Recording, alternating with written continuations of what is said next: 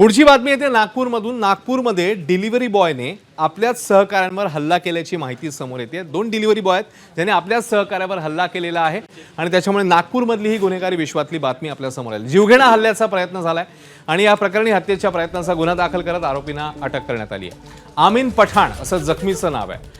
Online डिलिव्हरीच्या स्पर्धेत दोन delivery बॉयने हा प्रकार केला। केतन उरकुडे आणि श्रवण बाराई अशी आरोपींची नाव आहेत। पोलिसांनी दिलेल्या माहितीनुसार आमीन वेळेत डिलिव्हरी पूर्ण करत असल्यानं कंपनीमध्ये त्याची चांगली प्रतिमा होती, त्याला इन्सेंटिव्ह देखील चांगले मिळत होते।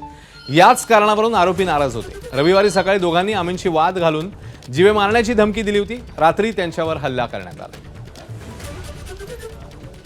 यातील जे आरोपी आहे त्याला मारणार आहे, एक आहे केतन उरकुडे, हा जिल्हा राहतो, आणि दुसरा आहे श्रावण बाराई। तर हे त्याला नेहमी टोकायचे की तू उशिरा येऊनही तुझं टास्क पूर्ण करतो आणि तुला कंपनीकडनं जास्त रक्कम मिळते। तर त्यांचे नेहमी असे वाद व्हायचे। 2 तारखेला पण सकाळी त्यांचा वाद झाला होता याच कारणावरनं, आणि त्या वादाच्या अंती संध्याकाळी त्यांनी त्याचा पाठलाग करत आले आणि त्याला चाकूने वार केला आणि त्यामध्ये तो गंभीर जखमी झाला होता आणि त्याला लगेच मेडिकलमध्ये नेऊन त्याचा उपचार करण्यात आलेला होता।